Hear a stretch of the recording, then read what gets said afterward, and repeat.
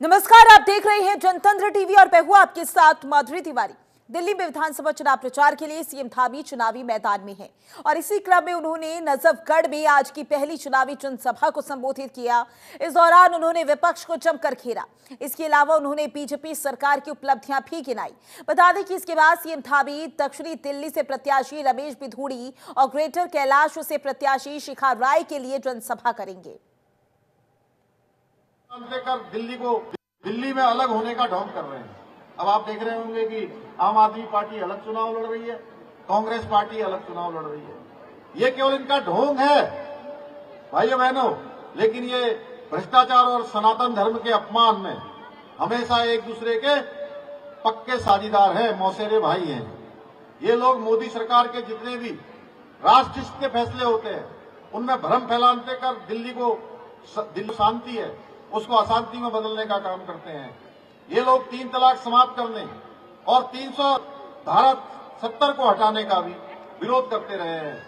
और जब भगवान श्री रामचंद्र जी का अयोध्या में राम मंदिर बनकर तैयार हो गया, उस प्राण प्रतिष्ठा के कार्यक्रम से भी दूरी बना लेते हैं।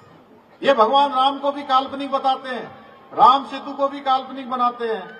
ये लोग रोहिंग्या बांग्लादेशी घुसपैठियों के तो हिमायती बनते हैं और हमारे बिहार और उत्तर प्रदेश के भाई बहनों से नफरत करते हैं भाइयों बहनों। अब कांग्रेस अध्यक्ष मल्लिकार्जुन खड़गे कहते हैं महाकुंभ स्नान का अपमान कर हमारी सनातन धर्म की आस्था को भी ठेस पहुंचाने का काम कर रहे हैं। भाइयों बहनों, अब आपको तय करना है कि एक तरफ है राष्ट्रहित को प्रथम मानने वाली, यानी कि राष्ट्र सबसे पहले है ऐसा मानने वाली भाजपा, या शाहीन बाग में हल्ला मचाने वालों के साथ है। तो वहीं उत्तराखंड के सीएम पुष्कर सिंह धामी ने प्रयागराज महाकुंभ में हुई दुर्घटना पर दुख व्यक्त किया। उन्होंने एक्स पर पोस्ट करते हुए लिखा कि यह घटना अत्यंत पीड़ादायक है। ईश्वर से प्रार्थना है कि दिवंगतों की आत्मा को श्री चरणों में स्थान दे, साथ ही शोक संतप्त परिजनों को ये असीम कष्ट सहन करने की शक्ति प्रदान करे। सीएम धामी ने बाबा केदार से सभी घायलों के शीघ्र स्वस्थ लाभ की कामना की है।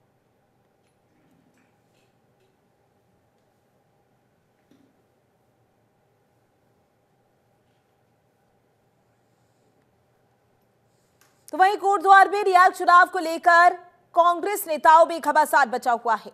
इसे लेकर अब अंदरूनी गुटबाजी और खेमेबाजी खुलकर सामने आ रही है। इस खबर में क्या कुछ है खास, देखिए रिपोर्ट में।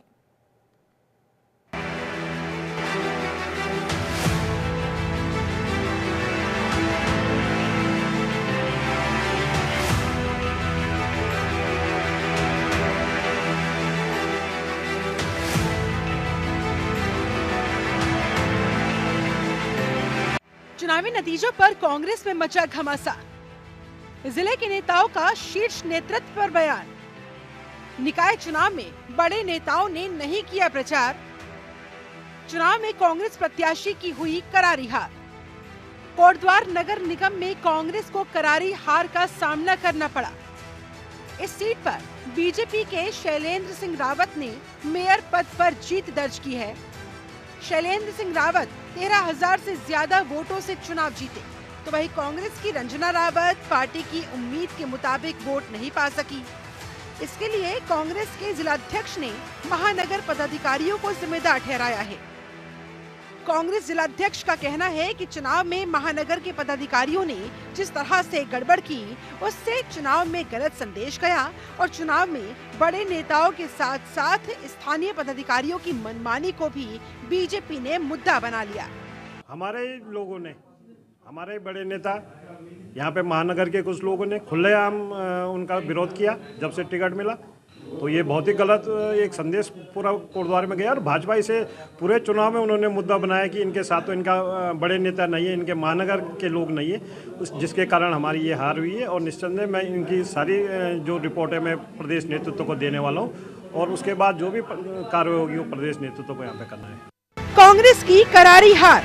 13,000 से ज्यादा वोटों से जीते बीजेपी के शैलेंद्र सिंह रावत। कांग्रेस की रंजना रावत का प्रदर्शन उम्मीद से खराब।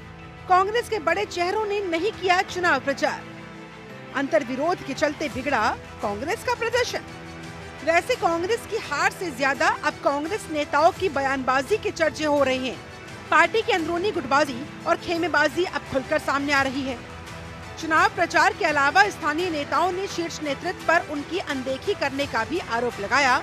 उनका कहना है कि उन्होंने पार्टी से बगावत करके चुनाव लड़ने वाले नेताओं को निष्कासित करने की मांग की थी, लेकिन उनकी बात को गंभीरता से न सुना गया न लिया गया। कांग्रेस के बड़े नेता पूरे राज्य के अंदर हरीश रावत जी जैसे कदावर नेता प्रचार में नहीं आए। निगम बड़ा क्षेत्र था, निगम में हरीश रावत जी जैसे ही और राष्ट्रीय स्तर के नेताओं को आना चाहिए था, पार्टी के लिए प्रचार करना चाहिए था। वार्डों में क्या उसकी संगठन की कमजोरी, जिला स्तर का जो संगठन है उसकी पूरी तरह से कमजोरी थी। हम बार बार ये मांग करते रहे कि जो लोग विद्रोह करके चुनाव लड़े उनको निष्कासित किया जाए, लेकिन पार्टी ने हमारे अनुरोध को स्वीकार ही नहीं किया। निकाय चुनाव में कांग्रेस को भले ही बहुत अच्छा रिजल्ट ना मिल पाया हो, पर पार्टी के नेताओं ने अपने वोटिंग परसेंट को लेकर संतोष जाहिर जरूर किया।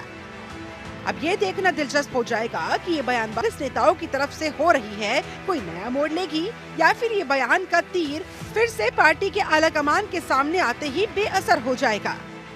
ब्यूरो रिपोर्ट, जनतंत्र टीवी। खबर हरिद्वार से है, जहां मौनी अमावस्या पर श्रद्धालु ने गंगा नदी में आस्था की डुबकी लगाई। मौनी अमावस्या के मौके पर सुबह से ही लोग बड़ी संख्या में स्नान करके पौड़ी पहुंच रहे हैं और इसी के साथ बता दें कि ब्रह्म मुहूर्त से ही लोग डुबकी लगाकर दान पुण्य कर रहे हैं। वहीं स्नान पर्व को लेकर प्रशासन ने भी पुख्ता इंतजाम किए हुए हैं।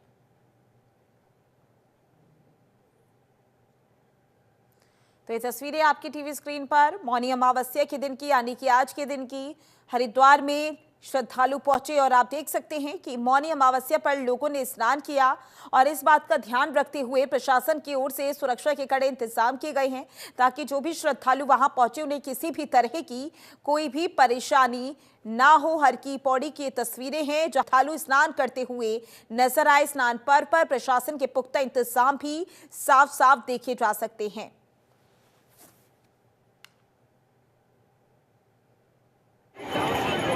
तो स्नान करके तो बहुत अच्छा लग रहा है, लाइक काफ़ी पॉजिटिविटी आई है और बस यही बरकरार रहे पॉजिटिविटी, हर हर गंगे। हाँ जी, बस विल पावर थी हमारी वो करने की और गंगा जी में लाइक हमें प्रोवोकेशन मिलता है कि हम लोग जाएं और स्नान करें। इतने लोगों को देख के आस्था है अंदर।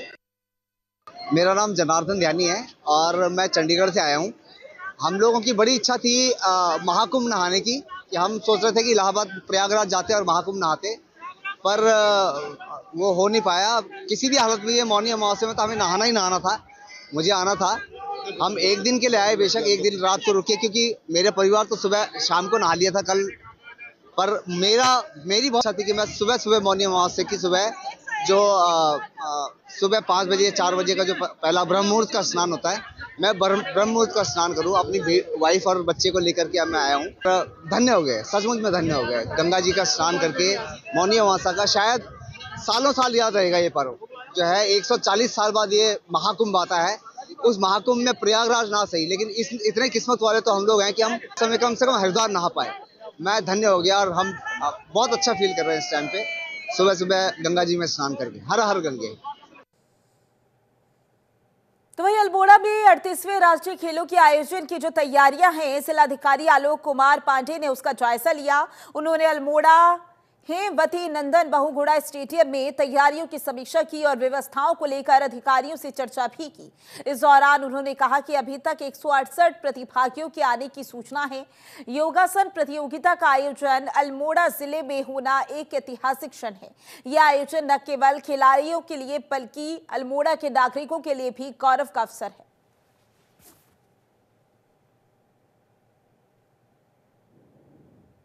देखिए, अब तक 168 प्रतिभागियों का कंफर्म हो चुका है और हमारे सारे राज्यों के, भारत के सारे लोग आ रहे हैं और बहुत अच्छा अल्मोड़ा के लिए अवसर है कि हमारे वहाँ राष्ट्रीय खेल में योगासन का आयोजन हो रहा है। अल्मोड़ा पहले से सांस्कृतिक और अपनी प्रबुद्धता के लिए प्रसिद्ध है। विवेकानंद जी ने भी यहाँ योग किया था, यहाँ जो है उन्होंने अपनी तपस्या की थी और नीम करोली महाराज की सोमवारी महाराज की तपस्या स्थली है। और खिलाड़ियों में भी यहाँ लक्ष्य सेन, एकता विश सारे लोग बहुत प्रसिद्ध हैं। और हमारे बच्चों को जो यूथ है उसको एक नई आयाम मिलेगा, इससे ऊर्जा मिलेगी आगे के लिए और जो अल्मोड़ा की सांस्कृतिक विरासत है, बाल मिठाई है, हमारी जयपुर कला है, हमारा जागेश्वर धाम है, इसको भी एक नया आयाम मिलेगा। के शिवालिक नगर चौक पर 35वीं सड़क सुरक्षा माह के अंतर्गत छात्रों द्वारा यातायात जागरूकता कार्यक्रम का आयोजन किया गया। ट्रैफिक के लिए जागरूकता कार्यक्रम के तहत देवभूमि इंटरनेशनल पब्लिक स्कूल के छात्रों ने नुक्कड़ नाटक किया। कार्यक्रम के माध्यम से छात्रों ने हेलमेट की अनिवार्यता, ट्रिपल राइडिंग के खतरे और नशे में वाहन चलाने के दुष्परिणाम और अन्य महत्वपूर्ण विषयों पर प्रभावशाली प्रस्तुति दी। वहीं कार्यक्रम में छात्रों के प्रयासों की स्थानीय लोगों ने सराहना की और यातायात नियमों के पालन का संकल्प लिया। तो ये तस्वीरें आपकी टीवी स्क्रीन पर, जहां पर आप देख सकते हैं कि किस तरीके से लोगों को जागरूक करने की यहां पर कोशिश की जा रही है। ट्रैफिक जागरूकता कार्यक्रम का आयोजन किया गया। ये तस्वीरें आपकी टीवी स्क्रीन पर देवभूमि इंटरनेशनल के छात्रों ने बेहद ही प्रभावशाली प्रस्तुति दी, जिसमें आप देख सकते हैं कि किस तरीके से लोगों को जागरूक किया जा रहा है ताकि वो ट्रैफिक नियमों का पालन करें, और अगर वो ट्रैफिक नियमों का पालन नहीं करते हैं तो उससे क्या दुष्परिणाम हो सकते हैं उनको भी अच्छी तरीके से समझ सके।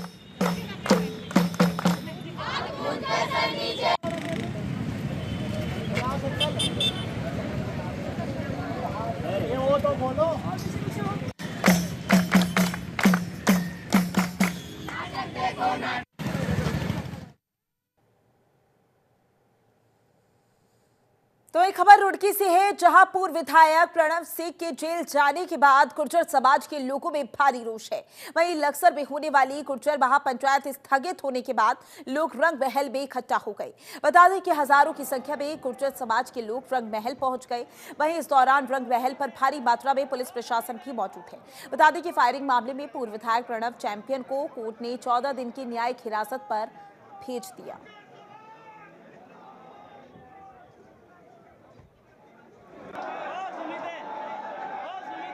तो प्रणव चैंपियन के जेल जाने के बाद गुर्जर समाज में रोष देखा जा सकता है। रंग महल पहुंचे गुर्जर समाज के लोग, जहां पर प्रदर्शन करते हुए नजर आए। ये तस्वीरें रंग महल के बाहर की हैं, जहां पर आप देख सकते हैं बड़ी संख्या में गुर्जर समाज के जो लोग हैं वो इकट्ठा हुए और उसके बाद प्रशासन के द्वारा वहां पर तैनाती भी की गई ताकि लोगों को रोका जा सके और लोगों में जो रोष फैल गया है उसको भी पा जा सके। तो रंग महल की तस्वीरें आपको दिखा रही हैं, जहां पर रंग महल में गुर्जर समाज के लोग पहुंचे और भारी संख्या में गुर्जर समाज के जो लोग हैं वो इकट्ठा हुए। इस वजह से वहां पर पुलिस प्रशासन पहुंचा और वहां पर प्रशासन ने भी लोगों को रोकने की कोशिश की। पुलिस द्वारा लोगों को रोकने की कोशिश की गई ताकि ये प्रदर्शन और ज्यादा ना बढ़े।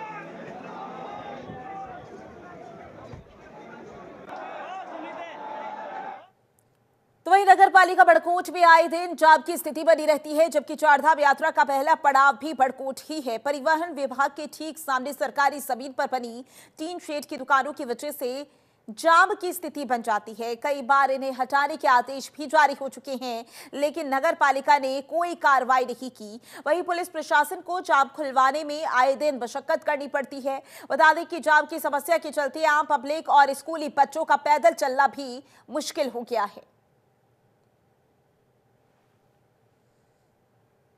तो जाम के चलते लोग परेशान हो रहे हैं। ये तस्वीरें आप देख सकते हैं, जहां पर भारी जाम नजर आ रहा है और इस जाम की वजह से लोगों को परेशानी हो रही है। लेकिन यहां पर गौर करने वाली बात यह है कि इतना जाम देखते हुए भी नगर निगम की ओर से कोई भी कार्रवाई नहीं की जा रही है।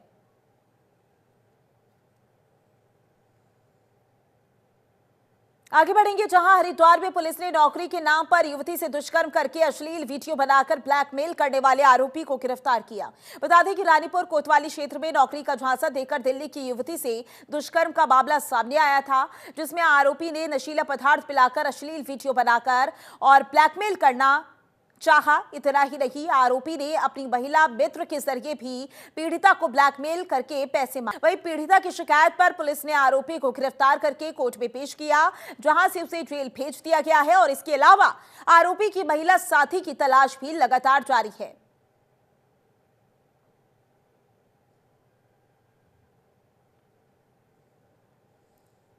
खबर देहरादून से है, जहां सीएम धामी ने इसरो की सफलता पर वैज्ञानिकों और देशवासियों को बधाई दी। उन्होंने एक्स पर पोस्ट करते हुए लिखा कि शून्य से शतक की गौरवशाली यात्रा है। इसरो द्वारा GSLV F-15 NVS-2 मिशन के सफल प्रशिक्षण पर, साथ ही श्री हरिकोटा से 100 प्रशिक्षकों की ऐतिहासिक उपलब्धि प्राप्त करने पर सबस समर्पित वैज्ञानिकों और उनकी टीम को हार्दिक बधाई। हमारे वैज्ञानिकों के अथक प्रयासों से और पीएम मोदी के कुशल नेतृत्व में भारतीय अंतरिक्ष क्षेत्र नए आयाम स्थापित कर रहा है। समस्त देशवासियों को इस गौरवपूर्ण उपलब्धि के लिए अनंत शुभकामनाएं।